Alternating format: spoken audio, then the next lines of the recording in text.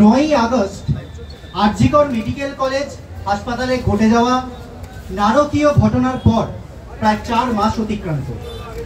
ঘটনার অভিঘাতে পশ্চিমবঙ্গ যে নাগরিক আন্দোলন দেখেছে তা প্রভাব ফেলেছে ভারত তথা গোটা বিশ্বে।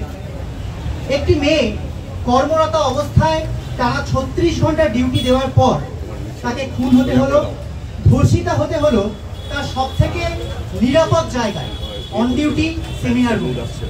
সেই খুনকে প্রথমে আত্মহত্যা বলে চালানোর চেষ্টা হলো, তথ্য প্রমাণ লোপাটের চেষ্টা হলো।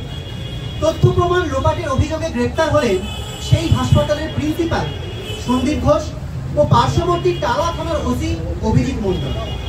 যে সিন্ডিকেট চালাতেন সন্দীপ ঘোষ তার সাঙ্গপাঙ্গরা অর্থাৎ কিনা অভিক, বিরূপাক্ষ, আশিস পান্ডে সহ অনেকেই 9ই আগস্ট সকালে ক্রাইম সিনে পৌঁছে গেল। সংবাদ মাধ্যমের ভিডিও ফুটেজে দেখা গেল তাদের ছবি। পুলিশের বড় কর্তা তাদের ফিঙ্গারপ্রিন্ট বিশেষজ্ঞ বলে আড়াল করলেন। আন্দোলন চলতে চলতে এই সিন্ডিকেটের কুকীর্তির কথা সামনে এলো। কলেজে কলেজে ভয়ের রাজনীতি চালানোর ভয়াবহ অভিযোগ সামনে এলো।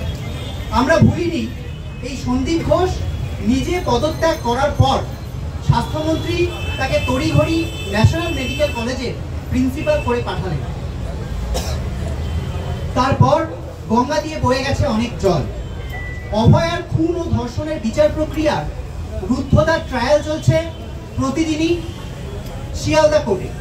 তাই সাধারণ মানুষ ও আমাদের প্রতিনিধিদের কাছে বিস্তারিত বিবরণ জানার কোনো উপায় নেই।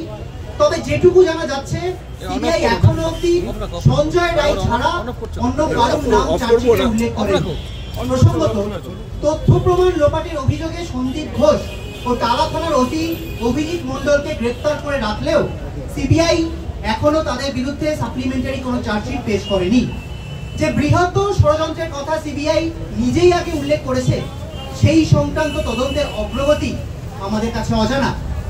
আরো ভয়ানক খবর হলো, আর্থিক দুর্নীতির মামলায় 87 দিনের মাথায় কোর্টে যে চার্জশিট পেশ করা হলো, প্রাক্তন আরজিকর এর প্রিন্সিপাল সন্দীপ ঘোষ ও তৃণমূল ছাত্রনেতা আশিস পান্ডে সহ 5 জনের বিরুদ্ধে আমরা দেখলাম তা গৃহীত হলো না কোর্টের কগনিজেন্সে। তার মূল কারণ সরকার পক্ষ ও স্বাস্থ্য ভবনের পক্ষ থেকে ছাড়পত্র না পাওয়া। আমাদের শেষ পাওয়া তথ্য অনুসারে ছাড়পত্র এখনো রাজ্য সরকার দেয়নি।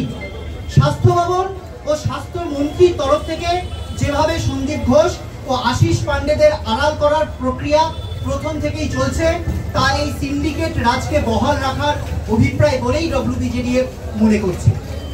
এই কদিন আগে আমরা দেখলাম পশ্চিমবাংলার 6টি আসনে উপনির্বাচন হলো এবং সেই আসনগুলিতে শাসক দল জিতছে বলে এক প্রকার ভাবে আমাদের নাগরিক আন্দোলনকে ব্যঙ্গাত্মকভাবে আক্রমণ করা হলো। বলা হলো, কি হলো এত আন্দোলন করে, সেই তো বারবার করে এইভাবে আন্দোলনকে দলীয় রাজনীতির মাপকাঠিতে ফেলে দেওয়ার কদর্য প্রয়াসকে তীব্র নিন্দা আমরা আগেও জানিয়েছি, এখনো জানাচ্ছি। আমাদের আন্দোলন বরাবরই একটা সিস্টেমে বদল আনার আন্দোলন। দীর্ঘদিন ধরে চলে আসা স্বাস্থ্যক্ষেত্রে দুর্নীতি, থ্রেট কালচার এবং ধুঁকতে থাকা জরাজীর্ণ ও বেহাল স্বাস্থ্য ব্যবস্থাকে পরিবর্তনের আন্দোলন। দলীয় রাজনৈতিক মতাদর্শের ঊর্ধ্বে উঠে নির্দ্বিধায় প্রতিবাদ করতে পারার মঞ্চের নামই West Bengal junior doctors front. শাসক বিরোধী, ভোটে জেতা হারা, ক্ষমতায় থাকা না থাকা, এই সকল সমীকরণ এনে বারবার আন্দোলনকে কালিমালিপ্ত করার চেষ্টা হয়েছে সেই 9ই আগস্ট থেকেই।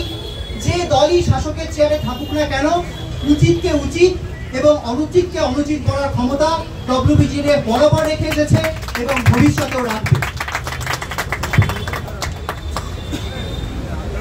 রাজ্য সরকার তথা মুখ্যমন্ত্রী বারবার দাবি করেছেন এবং আমাদের উদ্দেশ্যে প্রশ্ন তুলেছেন, 563 জন সিনিয়র রেসিডেন্ট সরকারি হাসপাতালে জুনিয়র ডাক্তারদের কর্মবিরতি চলাকালীন বেসরকারি হাসপাতালে পরিষেবা দিয়ে জনগণের অর্থে পুষ্ট স্বাস্থ্যসাথী প্রকল্প খাতে ডাক্তারের প্রাপ্য টাকা উপার্জনের সুযোগ ছাড়েননি। সরকারি হাসপাতালের পরিষেবা বিঘ্নিত করে বেসরকারি হাসপাতালগুলোর ব্যবসা বাড়ানোর উদ্দেশ্যেই আমরা নাকি আন্দোলন করেছি এমন কথাও অনেকে বলেছেন। এক শ্রেণীর মিডিয়াও এ নিয়ে যে কয়েকজনের তালিকা প্রকাশ করেছেন সেখানে এমন অনেকের উল্লেখ আছে যারা আদৌ সরকারি স্বাস্থ্য ব্যবস্থার সাথে বর্তমানে যুক্তই নন, একথা যারা নিজেই জানিয়েছেন এবং আইনের দ্বারস্থ হচ্ছেন। দ্বিতীয়ত, সংশ্লিষ্ট বেসরকারি হাসপাতালের সম্পূর্ণ খরচের হিসেবকে ডাক্তারের নিজস্ব উপার্জন হিসেবে দেখানোর মাধ্যমে জনমানসে বিভ্রান্তি সৃষ্টির ঘৃণ্য প্রচেষ্টাও লক্ষ্য করা গেছে সেই মিডিয়া রিপোর্টগুলিতে। এরপরেও আমরা ব্যর্থহীন ভাষাতে বলে দিতে চাই, সরকারি পরিষেবার সঙ্গে যুক্ত কোনো জুনিয়র ডাক্তারদের কেউ যদি এ ধরনের কাজ করে থাকে তা সম্পূর্ণ অনভিপ্রেত। এই ধরনের কাজকে WBJDF কোনোভাবেই সমর্থন করে না। অভয়ার নৃশংস হত্যাকাণ্ডের প্রতিক্রিয়ায় কর্মক্ষেত্রে যৌন হেনস্থার সমাধান চেয়ে ডাক্তার, নার্স, স্বাস্থ্যকর্মী তথা রোগীদের সুরক্ষার দাবিতে আমরা কর্মবিরতিতে যেতে বাধ্য হয়েছিলাম। আবার জনগণের মুখ চেয়েই আমরা কর্মবিরতি প্রত্যাহার করেছিলাম। কর্মবিরতি প্রত্যাহারের পরেই আমরা অনশনে যেতে বাধ্য হয়েছিলাম, কারণ আমাদের সামনে আর কোনো পথ খোলা ছিল না। আমরা আন্দোলনে নেমেছি অভয়ার বিচার চাইতে, আর একটাও অভয়ার ঘটনা যাতে না ঘটে তা সুনিশ্চিত করতেছে। বেসরকারি হাসপাতালে ব্যবসা বাড়ানোর কাজ তো সরকারই করে চলেছে, ওই স্বাস্থ্যসাথীর মাধ্যমেই। সাধারণ মানুষ যাতে বেসরকারি হাসপাতালে পরিষেবা পেতে পারে তার জন্য জনগণের টাকাতে বীমা চালু করা হয়েছে। এতে তো বেসরকারি হাসপাতালেরই ব্যবসা বাড়বে, অথচ ওই অর্থ সরকারি হাসপাতালের পরিষেবা ও পরিকাঠামো উন্নত করার কাজে লাগালে তো সাধারণ মানুষকে বেসরকারি হাসপাতালে ছুটতেই হতো না। সরকারি হাসপাতালে পরিষেবা না পেয়ে রোগীর পরিজনদের হাতে ডাক্তার নিগ্রহের ঘটনাও ঘটতো না। তাহলে কারা সরকারি হাসপাতালের পরিষেবার প্রতি উদাসীন থেকে বেসরকারি হাসপাতালের ব্যবসা বাড়াতে চাইছেন? জুনিয়র ডাক্তাররা নাকি সরকার নিজেই? আপনারা সবাই জানেন MDMS ফাইনাল এক্সাম চলছে। তাছাড়া আমরা জুনিয়র ডাক্তারেরা সকলেই হাসপাতালের ডাক্তারির কাজে ডিউটিতে নিয়োজিত। ফলত আমরা লড়াই থামিয়ে দিয়েছি, নিজেদেরটুকু গুছিয়ে নিয়েছি এবং চুপ করে গেছি। এ জাতীয় কথা যারা বলছেন তারা আসলে উদ্দেশ্য প্রণোদিতভাবে চাইছেন যে হতাশার পরিবেশ সৃষ্টি হোক, যাতে এই আন্দোলন জিয়ে না থাকে। ভুলে গেলে চলবে না, আন্দোলনের শেষ থাকে না, থাকে শুধু শুরুয়াত।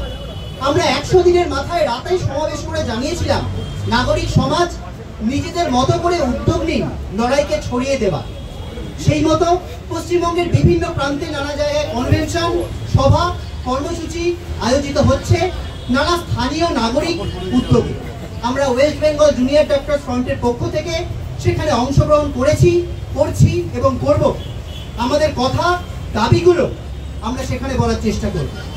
প্রথম থেকেই আমরা যেমন বলে আসছি, এই আন্দোলনের নেতৃত্ব শুধু জুনিয়র ডাক্তার বা সিনিয়র ডাক্তার, এমনকি শুধু স্বাস্থ্যকর্মীরাও নন। আন্দোলনের নেতৃত্ব আসলে জনগণ, শুভবুদ্ধি সম্পন্ন গণতান্ত্রিক মানুষেরা। এই আন্দোলনকে এগিয়ে নিয়ে যাওয়ার দায়িত্ব তাই আমাদের প্রত্যেকেই। আমরা মনে করি আজকে এই মুহূর্তে বাঁচার দুনিয়াতে গণমানুষের চেতনায়, মানুষের যৌথ স্মৃতিতে এই দাবিগুলোর কথা, অভয়ার মর্মান্তিক পরিণতির কথা বাঁচিয়ে রাখার লড়াইটাই আসল লড়াই। সে লড়াই হবে রাজপথ থেকে আলপথে, হবে আদালতে, হবে কলমে তুলিতে, হবে গানে নাটকে। ন্যায় বিচারের লড়াই, কর্মক্ষেত্রে সুরক্ষার দাবিতে লড়াই, দুর্নীতিহীন স্বাস্থ্য ব্যবস্থা পাবার লড়াই, নারী ও প্রান্তিক যৌনতার মানুষের অধিকারের লড়াই, ভয়ের রাজনীতিতে উল্টো দিকে প্রতিরোধের লড়াইয়ে কাঁধে কাঁধ মিলিয়ে ঐক্যবদ্ধভাবে থাকতে হবে সবাইকে। স্বাস্থ্য ভবনের সামনে এর আগে যখন আমরা অবস্থান বিক্ষোভ করেছিলাম, আপনাদের সবার মনে থাকবে মাননীয় মুখ্যমন্ত্রী একদিন হঠাৎ সকালবেলা অবস্থান মঞ্চে এসে উপস্থিত হন এবং সেখান থেকে ঘোষণা করেন মেডিকেল কলেজগুলিতে রোগী কল্যাণ সমিতিগুলিকে ভেঙে দেওয়া হচ্ছে এবং তার মাথায় আর কোনো রাজনৈতিক নেতা থাকবেন না, তার চেয়ারম্যান হবেন প্রিন্সিপাল। এই ঘোষণা করলেন এবং বললেন, এটাই তো তোমাদের দাবি ছিল, অতএব অবস্থান তোমরা তুলে নাও। যদিও রোগী কল্যাণ সমিতি সংক্রান্ত আমাদের কোনো দাবি ছিল না, আমাদের কেবল দাবি ছিল হাসপাতালের প্রতিটি সিদ্ধান্ত গ্রহণকারী কমিটিতে গণতান্ত্রিকভাবে নির্বাচিত জুনিয়র ডাক্তার ও মেডিকেল পড়ুয়াদের অংশগ্রহণ। তো সেই রোগী কল্যাণ সমিতিতে কোন জনপ্রতিনিধিরা থাকবেন তার একটি তালিকা গতকাল প্রকাশিত হয়েছে। সেই তালিকা আপনারা সংবাদ মাধ্যমেই পাবেন। সেখানে কিন্তু বিভিন্ন এলাকার এমএলএ এমপিরাই আছেন, আমাদের তাতে আপত্তি নেই। শুধু প্রশ্ন এই যে নবান্নে যে প্রিন্সিপালের মুখ বন্ধ করিয়ে রাখলেন মাননীয় মুখ্যমন্ত্রী এক প্রকার ধমক দিয়ে, তাদের সেই প্রিন্সিপালদের এই রাজনৈতিক ব্যক্তিবর্গদের মাথায় আলংকারিকভাবে চেয়ারম্যান করা হলেও তারা নিজেদের মুখ সবসময় খুলতে পারবেন তো?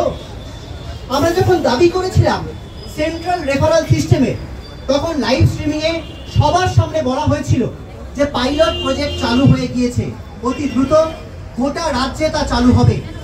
সেই মিটিংয়ের পর 1 মাসের বেশি সময় কেটেছে, রেফার সমস্যার সমাধান হয়ে গিয়েছে বলে আমরা স্বাস্থ্যকর্মীরা অন্তত খুব একটা বুঝছি না।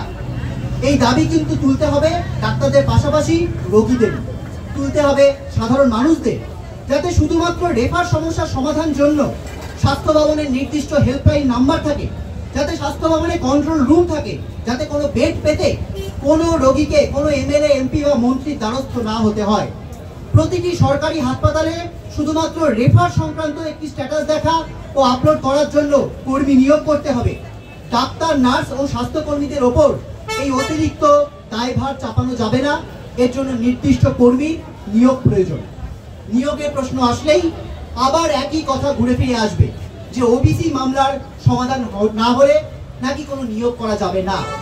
আমরা বলেছিলাম হাসপাতালে মহিলা পুলিশ কর্মী নিয়োগের কথা, বলেছিলাম ডাক্তার, নার্স, স্বাস্থ্যকর্মীদের নিয়োগের কথা। কেন ডাক্তারদের জিডিএমও রিক্রুটমেন্ট এতদিন ধরে আটকে থাকবে? কেন প্যারামেডিক্যালদের সরকারি চাকরি অপ্রতুল থাকবে? কেন স্থায়ী গ্রুপ ডি কর্মীদের নিয়োগ করা হবে না? কেন মেডিকেল টেকনোলজিস্টরা কোনো সরকারি চাকরি পাবেন না? এই নিয়োগ হলে তো একই দিকে বেকার সমস্যারও সমাধান হয়, আবার অন্যদিকে স্বাস্থ্য ব্যবস্থার সুরক্ষা বলুন, এফিসিয়েন্সি বলুন, সবই বাড়ে। রোগী পরিষেবা উন্নত হয়, রোগীদের হয়রানি কমে। আর রোগীদের হয়রানি কমলে হাসপাতাল ও স্বাস্থ্যকেন্দ্রে নানা অপ্রীতিকর ঘটনা এড়ানো যায়। কিন্তু না, এসব মানা হবে না, মানা যাবে না। এই দাবিতে আন্দোলন করছি মানে আমাদের নাকি চেয়ারের প্রতি লোভ আছে। আমরা দায়িত্বহীনভাবে জানাই যে বা যারাই চেয়ারে থাকুক না কেন, এই দাবিগুলি না মেনে কেবল ভাওতাবাজি করবেন ভেবে থাকলে ভুল করছেন। এই আন্দোলন কিন্তু মানুষকে নির্ভয়ে প্রশ্ন করতে শেখাচ্ছে। সাধারণ মানুষ কিন্তু নিজেদের হকের দাবি বুঝে নেবে। বিগত 2/12/2024 মেডিকেল কাউন্সিলের মিটিংয়ে অভিজ্ঞ এবং বিরূপাক্ষ বিশ্বাসকে পুনর্বহাল করা হলো। শিহরিত হলেন গোটা রাজ্যবাসীর সাথে আমরাও। মেডিকেল কাউন্সিলের এই অভিজ্ঞ মুখ্যমন্ত্রীর ভাষায় শুধু অভিযুক্ত নন, বরং দোষীও, যাকে রাজ্য সরকারের নিজস্ব তৈরি তদন্ত কমিটি থেকে একটা না দুটো না 32টা অভিযোগের ভিত্তিতে দোষী সাব্যস্ত হওয়ার পর বহিষ্কারের প্রস্তাব দেওয়া হয়েছিল। এখানে সেই রিপোর্ট রয়েছে।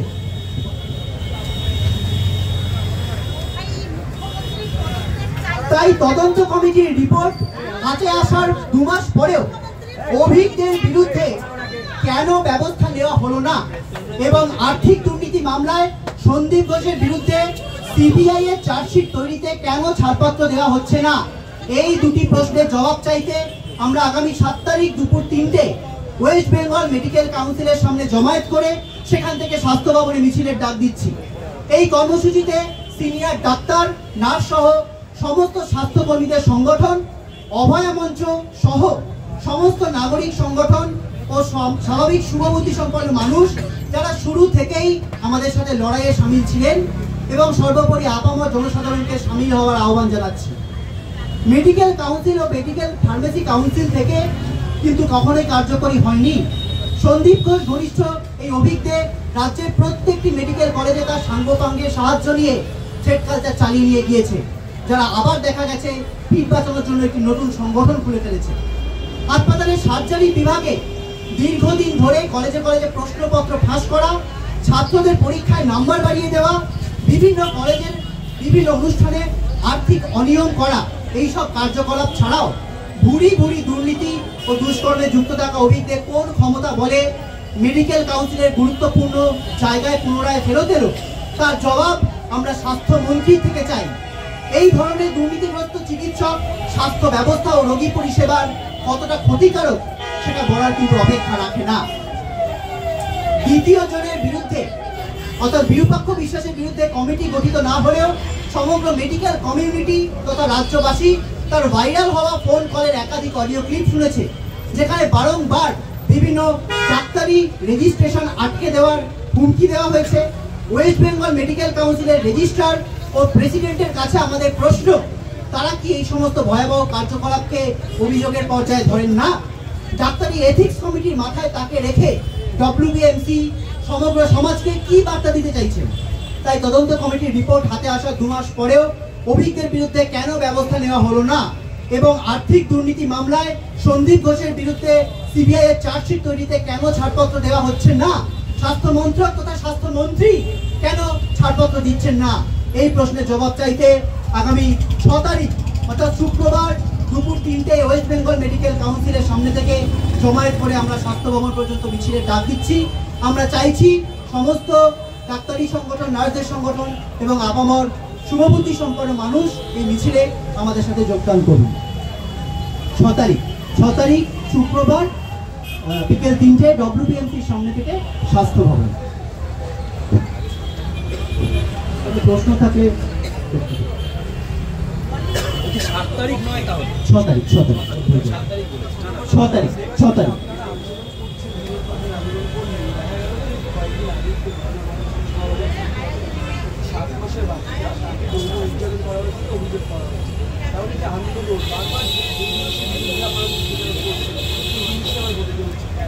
একই কথা আমরা এই প্রেস কনফারেন্সে বললাম যে আমাদের লড়াইটা ঠিক যেমন স্বাস্থ্য ব্যবস্থার খোঁজ রয়েছে পাল্টে ফেলার লড়াই, একটা দুর্নীতির বিরুদ্ধে লড়াই, ঠিক তেমনি এই যে ধর্ষণের মতো ঘটনা, এটা একটা সামাজিক ব্যাধি।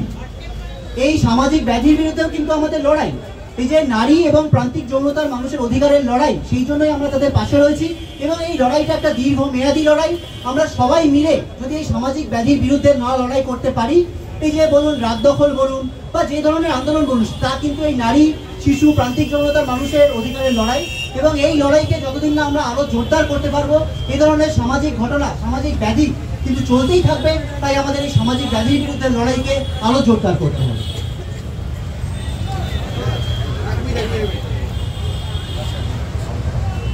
এই সময়ের মধ্যে অভিষেক বন্দ্যোপাধ্যায় আন্দোলন সভা করেছেন চিকিৎসকদেরকে নিয়ে এবং সেখানে তারা জানিয়েছে যে চিকিৎসক সমাজে যদি কোনো অসন্তোষ থাকে, মুসলিমের বাইরেও যদি কোনো অসন্তোষ থাকে, তাহলে তার হেডলাইন রাখা রয়েছে, জানাতে পারে। এই যে বিষয়গুলো রয়েছে,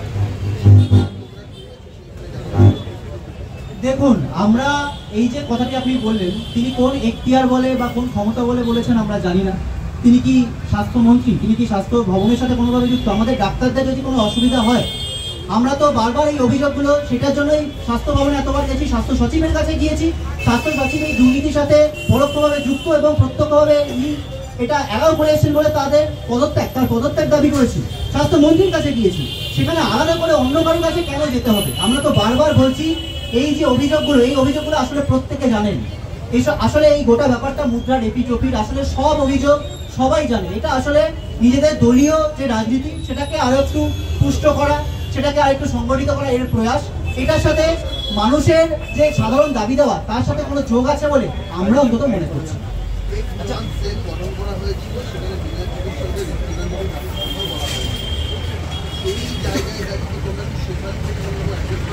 দেখুন, স্টেট গ্রিভেন্সের তো পরের কথা। আমাদের যে লাইভ স্ট্রিমিং এ যে মিটিং হয়েছিল, সেখানে বলা হয়েছিল যে স্টেট টাস্ক ফোর্স, যে কমিটি নিয়ে সবাই যারা শাসক দলের নেতারা তারা আমাদের গালিগালাজ দিয়ে ভূত করে দিলেন যে এরা তো একটা স্টেট টাস্ক ফোর্সের কমিটি থাকার জন্য ওই মিটিংয়ে গিয়েছিল। আমরা বলেছিলাম যে সেটা আমাদের উদ্দেশ্য নয়, আমরা এতদিন কোনো কথাও বলিনি। সেই মিটিংয়ে কিন্তু মাননীয় মুখ্যমন্ত্রী বলেছিলেন যে প্রত্যেক মাসে মাসে তার একটা মিটিং হবে, তার মাধ্যমে নাকি স্বাস্থ্য ব্যবস্থার উন্নতি হবে। 1.5 মাস হয়ে গেল, স্টেট টাস্ক ফোর্সে কারা রিপ্রেজেন্টেটিভ হবেন সেটাও জানা গেল না, কোনো মিটিং তো অনেক দূরের কথা। ফলত আমরা প্রশ্নতেই মনে করি এই যে কথাগুলো বলছিলাম, যে বেশিরভাগ কথা, এই যে বারবার এই কথাগুলো কেন বলছি, এই যে বারবার বলা হয়েছে না যে তোমাদের সব দাবি তো আসলে মিটে গেছে, তোমরা কেন আন্দোলন চালাচ্ছ। ফলত আমরা এতদিন পরেও গিয়ে বলছি যে সেই দাবিগুলো মেনে নেওয়ার যে কথাগুলো বলা হয়েছিল, প্রত্যেকটা আসলে, বেশিরভাগই আসলে ভাঁওতাবাজি এবং আইওয়াশ ছাড়া কিছু নয়। একটা বিষয় প্রশ্ন, অভয়া তহবিলের টাকা জানি অনেকে প্রশ্ন করছে। স্পেসিফিক প্রশ্ন করুন, কি জানতে চান? চিকিৎসক একটি সংগঠন বলছে যে এই টাকা তার মা বাবার হাতে তুলে দেওয়া হোক। প্রশ্নটা কি আপনি তাদের মা বাবার সামনে করেছেন? দেখুন, অভয়ের মা বাবার সাথে আমাদের দীর্ঘ আলোচনা হয়েছে, আমাদের সাথে তাদের যোগাযোগ আছে। যদি তাদের কোনো প্রয়োজন হয় তারা অবশ্যই আমাদের জানাবেন। এবং যে সাধারণ মানুষেরা আমাদেরকে এই টাকা তহবিলে দিয়েছেন, আমাদের কাছে হিসেব রয়েছে। আমরা এর আগে বারবার বলেছি, নতুন করে বলার কিছু নেই। আমরা এই কথা বারবার বলেছি যে এই টাকার হিসেব আমরা প্রয়োজনে অডিট হলে দেবো, কিন্তু কাকে দেবো? ফিনান্সিয়াল ইয়ারে আমরা অডিট করে দেবো। এই কথাগুলো এই যে থ্রেড সিন্ডিকেটের পান্ডারা বলছে, তাদের জন্য আমরা কোনো টাকার হিসেব দেবো না। সাধারণ মানুষ যদি এই টাকার হিসেব চান, অবশ্যই আমাদের কাছে হিসেব রয়েছে। এবং যদি বাবা মা যদি এই জায়গা থেকে কোনো সাহায্য চান, কোনো জায়গায় চান, অবশ্যই আমাদের সাথে তাদের সব কথা হয়েছে। তারা সবসময় বলে রেখেছেন যে যদি প্রয়োজন হয় অবশ্যই আমরা জানাবো। ফলত এই কথাগুলো আসলে আন্দোলনকে কালিমালিপ্ত করা এবং গুলিয়ে দেওয়ার চেষ্টা। এই প্রশ্নগুলো আপনি ঠিক যেভাবে আমাদের করছেন, বাকিদেরও এই প্রশ্নগুলো কিন্তু করুন।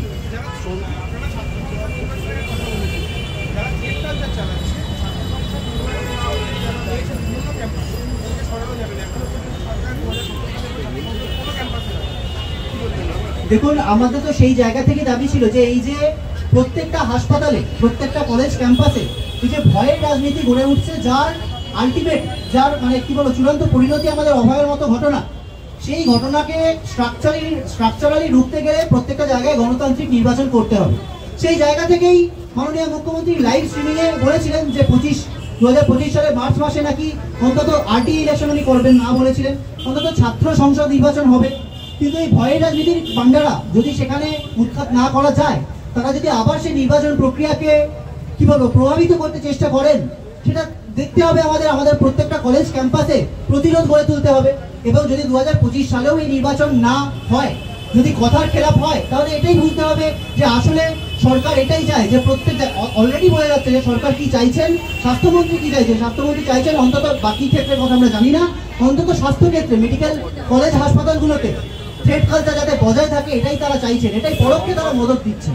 প্রত্যেকটা জায়গায় এই যে হাইকোর্টে বিভিন্ন সাসপেনশনের অভাবে যে সাসপেনশনের অর্ডার, তার বিরুদ্ধে যে পিটিশন ফাইল হচ্ছে, তাতে যে মামলাগুলো চলছে, সেখানে কলেজের প্রিন্সিপালকে রিপ্রেজেন্ট করার জন্য উকিল দেওয়া হচ্ছে না। সরকারি যে উকিলদের পাঠানো হচ্ছে, সেই উকিলরা বয়ান পাল্টে দিচ্ছেন। প্রিন্সিপালদের উপর চাপ দেওয়া হচ্ছে যে আপনি বলুন যে সাসপেনশন করে আমি ভুল করে ফেলেছি, বলুন যে আমাকে ঘেরাও করা হয়েছে, সেই জন্য আমি সাসপেন্ড করেছি। এই চাপ প্রত্যক্ষভাবে ওপর থেকে আসছে, আমরা জানি কোথা থেকে আসছে। ফলত নবান্নে মিটিংয়ে যখন স্বাস্থ্যমন্ত্রী বলেছিলেন, মুখ্যমন্ত্রী বলেছিলেন যে অভিযোগ করলেই তাকে অভিযুক্ত বলা যায় না, আজকে সেটা তারই প্রতিফলন। তারাই পক্ষ নিচ্ছেন, এই থ্রেড কালচারের নিরপেক্ষ এদেরই পক্ষ নিচ্ছেন। আর যে করে যে থ্রেড কালচারের যে মামলা, সেই মামলা দিনের পর দিন পিছিয়ে যাচ্ছে। তার কারণ তারা জানে যে এই ক্ষেত্রে প্রমাণ অনেকটা বেশি রয়েছে, সেই জায়গা থেকে বারবার পিছিয়ে দেওয়া হচ্ছে। ফলত সরকার, স্বাস্থ্যমন্ত্রী তিনি কার পক্ষ নেবেন, থ্রেড কালচারের পক্ষই যে নেবেন, সেটা আস্তে আস্তে সুস্পষ্ট হয়ে উঠছে। এর বিরুদ্ধে কিন্তু আমাদের লড়াই জারি থাকবে, রাজপথে, লড়াই জারি থাকবে আদালতে, লড়াই জারি থাকবে আমাদের বিভিন্ন কর্মসূচির মাধ্যমে। সাধারণ ছাত্রছাত্রীরা গড়ে উঠেছিল, এখন কি অনেকটা স্থিত বা আপনাদের কি ভবিষ্যতে কি পরিকল্পনা আছে? আদালতে প্রত্যেকটা জায়গাতেই তারা আবার কলেজে কিন্তু আবারও সেই ছেলেমেয়েরা মানে হাসপাতালগুলোতে। দেখুন, এই আদালতের যে রায়, সেই নিয়েও নানা বিভ্রান্তি রয়েছে বেশিরভাগ জায়গাতেই। কিন্তু যে স্টেটা দেওয়া হয়েছে, তাদের ক্লাস করতে পারবে এরকম একটা জায়গায় করা হয়েছে, কিন্তু তারা ক্যাম্পাসে, হস্টেলে যে তারা এখনো অ্যালাউড নয়, এরকম বহু জায়গায় রায় রয়েছে। সেটা ইচ্ছাকৃতভাবে বহু জায়গায় এড়িয়ে যাওয়া হয়েছে। এটা বলার জন্য ওই থ্রেড সিন্ডিকেটকে অক্সিজেন দেওয়ার জন্যই এরকম ভাবে রিপোর্ট করা হচ্ছে যে আসলে সাসপেনশন উইথড্র হয়ে গেছে, এরকম ভাবে দেখানো হচ্ছে। ফলে দেখুন, আমরা বারবার বলছি সময়ের নিয়ম, যে আমরা যে শেষ 4 মাস ধরে যে আন্দোলন রয়েছি, সেই আন্দোলন যেমন একটা পিক মুহূর্ত, একটা রাজপথে কামড়ে থাকার সময় ছিল, ঠিক তেমনি আমরা যখন এখন ডিউটিতে রয়েছি, কাজ করছি, পরীক্ষা দিচ্ছি, তখন একইভাবে আমরা রাজপথ কামড়ে থাকবো, সেটা তো মানে সোজা ব্যাপার নয়। তো ফলত আন্দোলন স্থিমিত হয়ে যায়নি। আমরা প্রত্যেকটা কলেজে, প্রত্যেকটা কলেজ ক্যাম্পাসে প্রতিরোধ গড়ে তোলার প্রস্তুতি নিচ্ছি। এবং এই থ্রেড কালচারকে আমরা যে রুখবই, তার অঙ্গীকার আমরা কিন্তু করছি এবং প্রত্যেকটা কলেজে এই লড়াই কিন্তু জারি থাকবে। দেবাশিস, সুশান্ত রায় বলেছে যে দেখুন, সেটা তো আমরা আমাদের জিবি করে আমরা ডিসিশন জানাবো। সুশান্ত রায় বলেছে যে অভিজ্ঞদের এগেনস্টে কোনো অভিযোগ নেই, কোনো কিছু নেই। আমরা এটা 32টি অভিযোগ, স্বাস্থ্য ভবনের নিজস্ব তদন্ত কমিটি আপনাদের কাছে নিশ্চয়ই রয়েছে। স্বাস্থ্য ভবন যে রাজ্য সরকারের যে স্বাস্থ্য মন্ত্রক, স্বাস্থ্য ভবন, তারা যে নিজস্ব তদন্ত কমিটি করেছিল তার রিপোর্ট এটা। তো হয় এটা বলা যায় যে সুশান্ত রায় এই ব্যাপারটা জানেন না, বা না জেনে না জানার ভান করছেন এই ব্যাপারটাকে গুরুত্ব দেওয়ার জন্য। না হলে এটাকে মানে কি, এটা গুরুত্ব কি, এই জিনিসটা কি ভুল, এইটাও কি আইওয়াস? দুদিন পর কি দেখা যাবে যে এই তদন্ত কমিটির যে রিপোর্ট বলা হলো যে না এটাও ভুল করে করা হয়েছিল, এটাও আন্দোলনের চাপে বাবা আমরা ভুল করে ফেলেছিলাম, স্বাস্থ্য ভবনের সামনে তোমরা অবস্থান করছিলে সেই জন্য আমরা ভুল করে এইটা বের করে ফেলেছি, এখন আমরা উইথড্র করে নিচ্ছি। আমরা কি সেই দিকে এগোচ্ছি? ঠিক যেমন আমরা আমাদের মনে হচ্ছে যে এই দিকে এগোচ্ছি, দুদিন পর সন্দীপ ঘোষকে জামিন দেওয়া হবে, তারপর আমাদের স্বাস্থ্যমন্ত্রী তাকে আবার কোনো একটা হাসপাতালে প্রিন্সিপাল করবেন বা ডিরেক্টর করবেন এই বলে যে এটা তো ছোটখাটো ঘটনা ছিল, অভিযোগ তো প্রমাণিত হয়নি, ঠিক আছে কয়েকদিন জেল কেটে এসেছে। এই দিকেই তো এগোচ্ছে। তাই তো দেখছি যদি এটা ভুল হয়। রায়ের বক্তব্য ছিল অভিজ্ঞদের জানিয়েছে তার বিরুদ্ধে কোনো অভিযুক্ত নিজেই যদি বলে আমার বিরুদ্ধে কোনো অভিযোগ নেই এবং মাননীয় মুখ্যমন্ত্রী বলেন যে অভিযোগ জানালেই অভিযুক্ত হয় না, তাহলে কোন রাজ্যে আমরা বাস করছি? এটা তো আর নতুন করে কিছু বলার নেই, তাহলে ডেফিনেশন পাল্টাতে হবে নতুন করে। অভিযুক্ত নিজে এসে যখন বলছেন তখন এটা আলাদা করে উত্তর দেওয়ার কোনো মানে হয় না। সঞ্জীব ঘোষ যিনি ইচ্ছা প্রকাশ করেন তারপর তাদের করা তারপর যখন আন্দোলন হলো সেই আন্দোলনের সাথে স্বাস্থ্যভবন করেছিল সঞ্জীব ঘোষ ন্যাশনাল মেডিকেল কলেজে নেই। আমরা জানতাম সঞ্জীব ঘোষ ওএসডি পদে আছে, স্বাস্থ্যভবনে আছে, তাকে সেই পদে দেওয়া হয়েছে। প্রেস কনফারেন্স করে স্বাস্থ্যমন্ত্রী দাবি করেছিলেন সঞ্জীব ঘোষ কোনো পদে নেই। আমরা প্রশ্ন করেছিলাম সঞ্জীব ঘোষের লোকাল স্ট্যান্ডিং সঞ্জীব ঘোষ কী হিসাবে আছে। আজ যখন আপনি বাংলায় তাকে ছাড়পত্র দেওয়া হচ্ছে, তোমরাও তোমরা এই প্রশ্ন সঞ্জীব ঘোষকে আড়াল করতে স্বাস্থ্যভবন এত আগ্রহ? একদম আমাদের স্বাস্থ্য ভবন নয়, স্বাস্থ্যমন্ত্রী আমাদের মাননীয় মুখ্যমন্ত্রী কেন এত আগ্রহী? শুধু স্বাস্থ্য ভবন তো কার কথায় চলে? স্বাস্থ্য ভবন চলে স্বাস্থ্যমন্ত্রীর কথায়, মুখ্যমন্ত্রীর কথায়। স্বাস্থ্য সচিবকে তো আমরা অলরেডি চিনে নিয়েছি, স্বাস্থ্য সচিবের হাতেও যদি কিছু না থাকে তাহলে এই আড়ালটা কারা করতে চাইছে? এই ছাড়পত্র কেন দেওয়া হচ্ছে না? এতদিন বলা হচ্ছিল যে চার্জশিটে নাম নেই, চার্জশিটে এখন যখন নাম রয়েছে তখন ছাড়পত্র দেওয়া হচ্ছে না, না দেওয়া হচ্ছে সন্দীপ ঘোষের নামে, না দেওয়া হচ্ছে আশিস পান্ডের নামে। কে এই আশিস পান্ডে? কেন তাকে বাঁচানো হচ্ছে? কেন সন্দীপ ঘোষকে বাঁচানো হচ্ছে? এই প্রশ্নের উত্তর কিন্তু স্বাস্থ্য মন্ত্রক, স্বাস্থ্যমন্ত্রী, মুখ্যমন্ত্রীকে দিতে হবে, এটাই আমরা আশা রাখছি।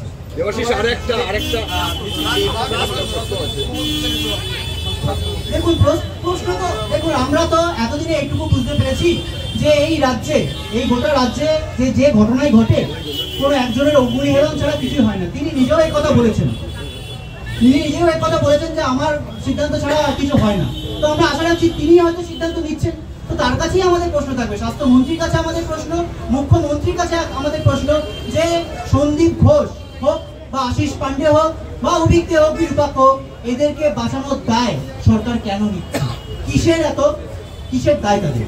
আশিস পান্ডের অ্যাকাউন্টে 4 কোটি ট্রানজাকশন হয়েছে এমনটা তথ্য পাওয়া যায়, কি বলবো? 4 কোটি? দেখুন এই নিয়ে আমরা কি বলবো, আর দেখুন এই সূত্র আপনাদের কাছেই রয়েছে। টাকার প্রশ্নে আমরা কি বলবো, মানে সেই লোকগুলো ভাবতে অবাক লাগে যারা নিজেরা এই যে আর্থিক দুর্নীতি করে কোটি কোটি টাকা দুর্নীতি করেছে, তারা এসে আজকে আমাদের বলছে যে তোমরা আন্দোলন করেছো, তোমাদের টাকার হিসেব দাও। এটাই হাস্যকর। এই কথাটাই যখন আমাদের সাংবাদিক বন্ধু বললেন, আমাদের প্রতিটি টাকার হিসেব রয়েছে, আমরা অডিট পেশ করবো ফিনান্সিয়াল ইয়ারে, এবং প্রত্যেকটা টাকা কিন্তু ভলেন্টারি ডোনেশন।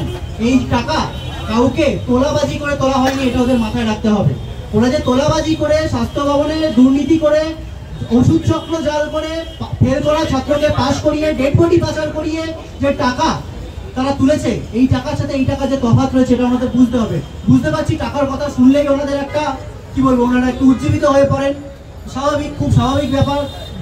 আমরা জানি চোরের মন বোচকার দিকে, তো বলো তো এই প্রশ্নগুলো তাদের থেকেই আসবে, এটা নতুন করে বলার কিছু নেই। আর আন্দোলনই ছিল, এবার শুক্রবারের শেষে বা আগামী দিনের আন্দোলনে আমাদের যে আন্দোলন, আমাদের আন্দোলন প্রথম থেকে এখনো অবধি এবং ভবিষ্যতেও প্রত্যেকটা দিন অদলীয় এবং অরাজনৈতিক নয়, রাজনৈতিক। আমরা অরাজনৈতিক যে অর্থে ব্যবহার করি, যে কোনো রাজনৈতিক এজেন্ডা যাতে না থাকে। আমরা বলছি আমাদের যে আন্দোলন তা কোনো দলীয় এজেন্ডার মানে আন্দোলন নয়।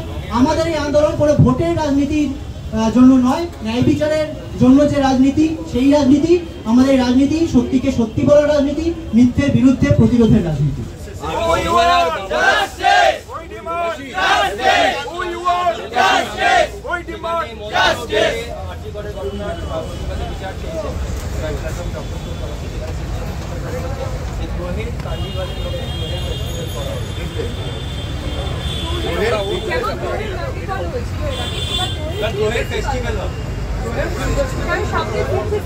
আচ্ছা, বলছি যে এই প্রশ্নের এটা তো আমাদের সিনিয়র ডাক্তার যারা সংগঠন তারা এটা ডাক দিয়েছেন, তারা ভালো বলতে পারবেন।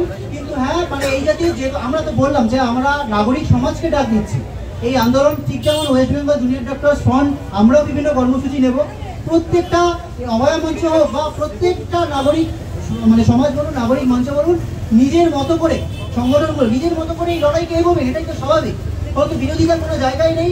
যারা যেরকম ভাবে পাচ্ছেন এই প্রতিবাদের আগুনকে বাঁচিয়ে রাখুন এবং এই ছড়িয়ে দিন। এবং আমাদের যে মিছিল, সেই মিছিলে আমরা প্রত্যেকটা সংগঠন এবং ব্যক্তিবর্গকে আমরা আহ্বান জানাচ্ছি যাতে তারা প্রত্যেকে 6 তারিখ দুপুর 3টে যাতে তারা এটাতে WBMC ওয়েস্ট বেঙ্গল মেডিকেল কাউন্সিলের সামনে জমায়েত হবে এবং স্বাস্থ্য ভবনে আমরা একটা মিছিল করব।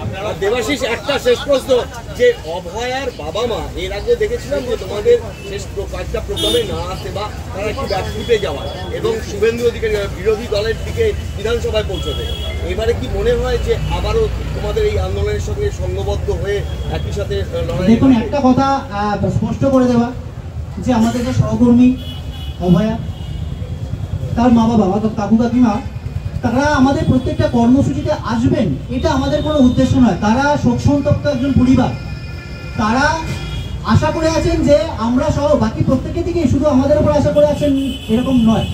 আমরা বলছি একদম আমাদের সাথে তাদের যোগাযোগ রয়েছে। আমরা প্রত্যেকটা কর্মসূচির কথা তাদের জানাচ্ছি, কর্মসূচিতে তারা আসবেন এরকম কিন্তু আহ্বান আমরা কখনোই করিনি, মানে তাদের শরীরের কথা করেনি। কিন্তু অবশ্যই প্রত্যেকটা জায়গায় তারা সমর্থন করেছেন। আপনারা দেখেছেন আমরা যে অনশন তুলেছিলাম তা অভয়ার মা বাবার কথা শুনে তারা মঞ্চে এসে আমাদের কথা বলেছেন, তাদের সাথে আমাদের যোগাযোগ রয়েছে। তারা প্রত্যেক মুহূর্তেই আমাদের সাথে যোগাযোগ রাখছেন, সমর্থন রাখছেন। এবং তার পাশাপাশি আমরা বলছি যে আরো যারা যেভাবে আন্দোলন করছে তাদের প্রতিও যদি তার সমর্থন থাকে, সেটা নিয়ে কিন্তু আমাদের আলাদা করে বলার কিছু নেই। আমরা এটা বলতে পারি না, আমরা এটা বলতে পারি না যে আপনি কোথাও যাবেন না। তারা প্রত্যেকটা, তারা তো শোকসন্তপ্ত পিতামাতা, তারা বিচারের আশায় প্রত্যেকটা জায়গায় যেতে পারেন। মুখ্যমন্ত্রীর কাছে যেতে পারেন, প্রধানমন্ত্রীর কাছে যেতে পারেন, শাসক দলের কাছে যেতে পারেন, বিরোধী দলের কাছে যেতে পারেন, রাষ্ট্রপতির কাছে যেতে পারেন। সেটা নিয়ে তো আমাদের বক্তব্য নেই। কিন্তু আমাদের সমস্ত কর্মসূচি বলুন, আমাদের যে আন্দোলন বলুন, তার প্রতি সংহতি তাদের আগেও ছিল এবং এখনো আছে এবং ভবিষ্যতেও থাকবে, এটা আমরা আশা রাখি। Thank you.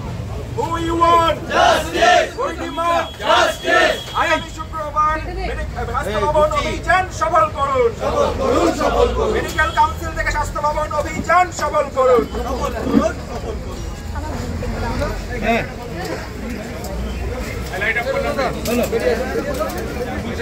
ক্যামেরা নিয়ে